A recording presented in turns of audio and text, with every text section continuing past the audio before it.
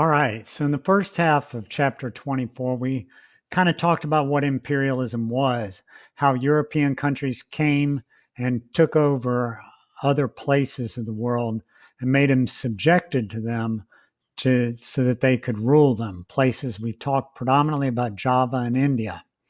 Okay. So, let's look at the why and the how.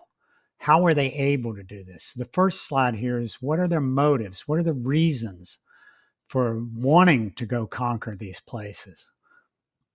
Well, first off, it gives you status as a great power. Everybody wanted to be the number one power in Europe. England bragged during the late 1800s up to World War I that the sun never set on the British Empire, that they had colonies in the Americas, in Canada, a little bit in South America. They had a lot in Africa. Obviously, they had England and Europe. They had India. They had Southeast and East Asia.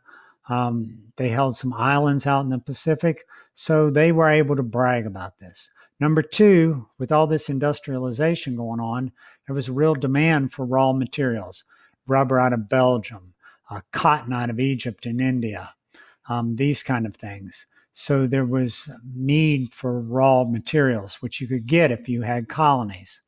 They wanted manufacturers, wanted markets for the goods they made. Not enough people in England wanted to buy all the shirts they were making. So where do you sell them? You go to India and you undercut the handmade ones, shirts and clothing, so that you can be cheaper. Okay. European countries had suffered from overproduction and then some unemployment. If I sell these goods somewhere else, I don't have to worry about that. Colonies also could be destinations for unemployed or underemployed, poor, petty criminals. England tried to clear the jails out of debtors and petty criminals in the 1800s under the concept, the idea was that if we get rid of all these poor people and all these petty criminals, there'll be no more poor, no more crime in England. Is that what happened? No, of course not. It's the system that is going to recreate the poor if you keep the same system for a future generation, but you've sent a bunch of them off to Australia. So what allowed them to do that? Well, one of them were military advances. Number one, Europeans had access to minerals others didn't know existed. So when they're building bombs and weapons, they're going to have stuff that nobody else knows about. Chemists in Europe in the 1800s are making more explosive weapons than we've ever seen before. This is when we get dynamite. This is what Nobel says he did it just for altruistic methods to make life better for everybody. But pretty clearly, dynamite, TNT become weapons pretty quickly. So the chemists have done metallurgy. There's mass production of mobile artillery. They're getting more accurate hand weapons during this time. Rifling becomes a big thing. Rifling, you'll remember, is in the old days, some of the first guns had what were called smooth barrels. What that meant is when the bullet left, it kind of wobbled. It didn't go in a nice straight arrow. And so what they did is they did rifling, which put a little spin inside the barrel. So as the bullet left the barrel, it started spinning. And it had the same effect as if you throw a football and you put a nice spiral on it. How with a nice spiral, it'll fly straight and come in everywhere. If you just kind of throw it, it flops and wobbles. That was the difference. So rifling makes a big difference. Machine guns kind of got their start in the U.S. Civil War. U.S. Civil War did play a major part in all this. We see some of our first landmines. And that's where they put them under the earth and they blow up when you step on them. We see some of those during the U.S. Civil War, and we see the beginnings of the machine gun. By the year 1900 and World War I in 1914, they've got the machine gun down. They can fire rapid, huge numbers. It does not, sometimes they still overheat and jam, but they've gotten much better at that, and so they're really effective. We also have improved ships, steam engines. iron hulls, massive guns. And when I say massive guns, I do mean massive guns. Think of it this way, guys. When the U.S. Civil War opens up in 1861, the U.S. Army and the Confederate Army are using what are kind of Napoleonic era cannons. The biggest ones they're using when the war opens are 12-pound shells. That's a pretty good size shell. Can do, when it blows up, it can do a lot of damage. By 1914, when the Germans invade Belgium, their artillery does not fire 12-pound shells. They're firing 2,000-pound shells. So you see the difference that they come up with in the military weapons during this time. Okay. Couple of general ways of looking at the colonies. And one of them are tropical dependencies. Tropical dependencies are exactly what their name sounds like. They're tropical, meaning they're generally near the equator, and they're dependent upon European trade. It's usually small numbers of Europeans rule a lot of locals, and the only way they can do that, you know this, because it's what they have to do in India. The only way they can do this is to hire locals. So most of them are brought under British rule relatively suddenly, kind of late in the 19th, that's the late 1800s and the early 1900s. And there you've got a view of the old British Empire kind of at its peak. You can see it stretches in the west from North America and in the Caribbean to Africa, the Middle East, India, Southeast Asia, Australia, and New Zealand. It's a big empire.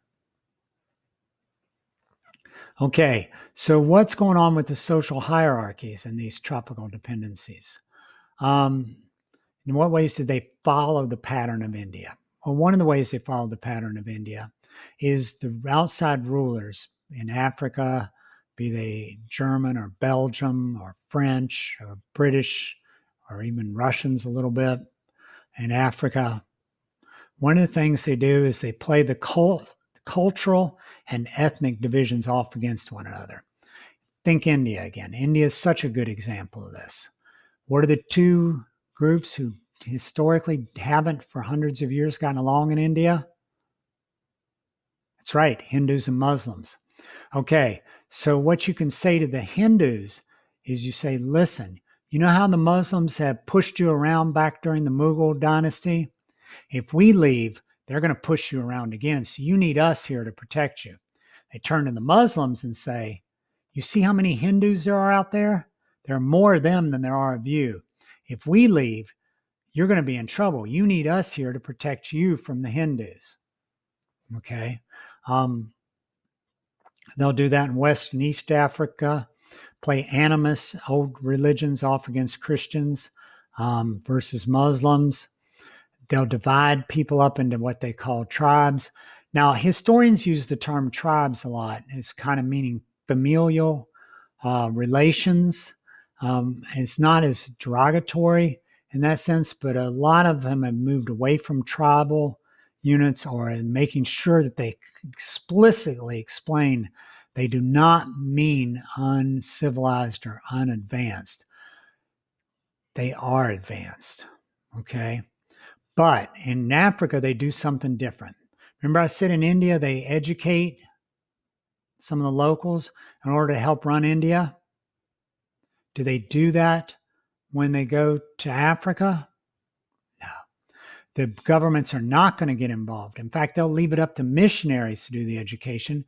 And missionaries will only educate people about through the elementary school, third, fourth, maybe fifth grade, but usually about third grade. And that's going to mean that locals have a lack of college graduates and a lack of a middle class. That's really going to impact Africa when they gain their independence in the 50s, 1950s, 1960s. Okay. Again, the Europeans are looking at it as we educated those people in India. They're coming back to push back against us. They're the ones who are challenging us. We don't want that again. All right. Now, one of the problems Europeans run into, during this time period is how do you justify subjugating, abusing, taking from these other people? And one of the things they come up with is social Darwinism. Now, social Darwinism is not scientific, but what they do is they say, you know how Darwin said those that are best suited to their environment will be the ones who survive? Well, not only does that apply to species, but within the human species, it applies to racial groups or ethnic groups. And the differences between the ruler and the ruled was inherent. The Europeans were destined to rule. The darker people, this was their idea, the darker people of India, Southeast Asia, and Africa are not suited to rule themselves. So the whites need to do it. And they come up with an idea called white man's burden. Now, white man's burden is Rudyard Kipling first came up with it. There is some debate about whether he was being sarcastic, but it doesn't really appear that way. And a lot of people didn't take him sarcastically. But essentially what Rudyard Kipling said is white Europeans, because they're more organized, more sophisticated, more intelligent, more civilized, I hate all those terms, that it is their duty, their job, their burden to go educate these people in other parts of the world.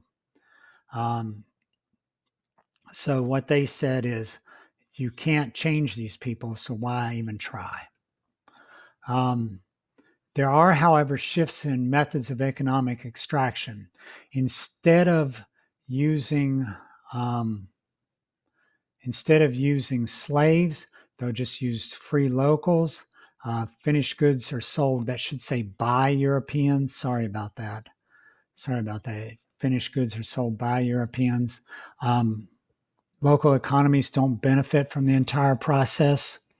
And these colonies exist purely for the purpose of making Europeans able to buy cheap, cool stuff.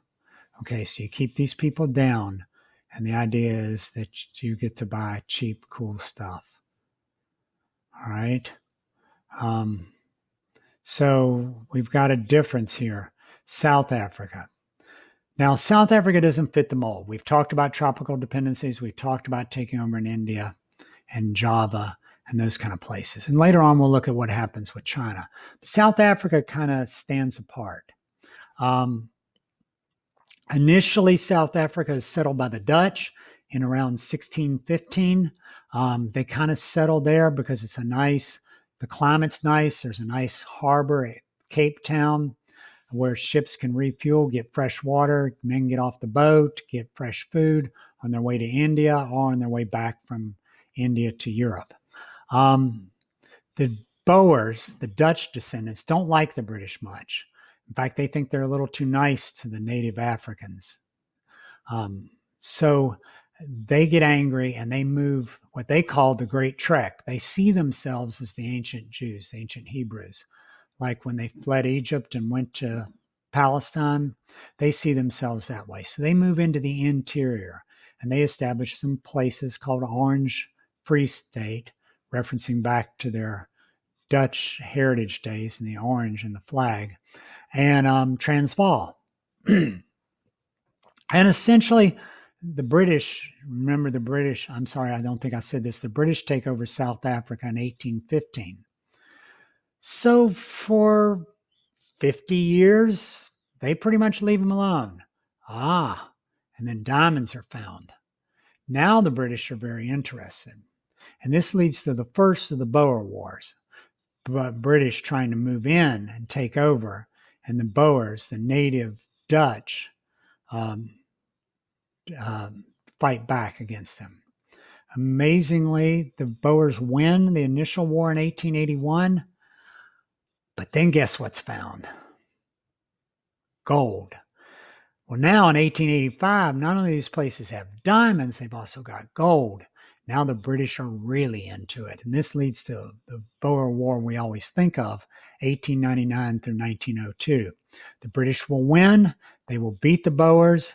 This will be the first war Winston Churchill finds himself in, and makes a very famous, I think, telling statement about himself, sends a letter home to his mother. He talks about the bullets whizzing around him. He says, but he's not afraid of death because he knows God did not make a man such as him to die in such a place as that. So he feels safe. And he was a very confident man. They win.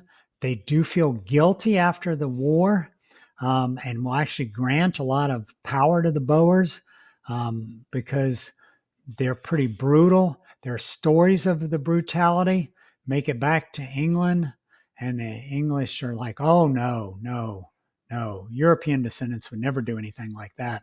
So a woman actually goes down to investigate and finds out that everything they've been hearing about is not only true, but it's worse. Our first major concentration camps of the modern era, British in South Africa. All right, one other place before we reach our last slide. The Pacific tragedies. These are the islands, Oceania, which you read about, and the other 1/3 of the globe. So what are these places? How are they similar from New Zealand to Hawaii? They're very similar. They're similar culturally, linguistically, physically. There are demographic disasters and social disruptions when the Europeans arrive. They die off like Native Americans did in the Americas. Why? Because these islands have been isolated for 1,000 years or more, and they do not have immunities to these new diseases the Europeans bring. They're vulnerable to outside influences, the new religions, a lot of them convert. Their sexual behaviors are changed. They're given weapons. They have cheap goods. And this influx of European culture, goods, exploitation really leads to a major disintegration for many of the cultures and families. Some of these agents of change who come in are the businessmen, the whalers, the merchants, the missionaries, and administrators. Most, you remember from your reading, most of the islands are not big enough to really support major crop growing and things like that. However, there are exceptions, and Hawaii will be one of those. Hawaii had a native population of somewhere at least 250,000 people on the Hawaiian Islands, and maybe as much as 1 million. Okay. There is some accommodation in these places of old traditions and new traditions, and today they're experiencing a revival in their cultures. Okay. Oops, went the wrong way. All right, last slide. Industrial Revolution gave motives and the ability for taking over Asia and Africa. Communication is key. Then commercial transportation networks are key, railroads, steam engines. Everything exists to make the European countries wealthy. Europeans believed it was their God-given right to do this. It was their God-given right, that they were intrinsically, inherently superior. And before we finish this chapter, one day we're going to read in class the ABC for Baby Patriots, written in the 1890s in Britain. And when you read it, you are going to be appalled. The Western trained locals are necessary in order to run these places. And these later become the future leaders of the nationalist movements. Okay, please remember to show me, submit pictures or a video of your handwritten notes, okay, from this chapter. And I look forward to talking to you in class. Bye.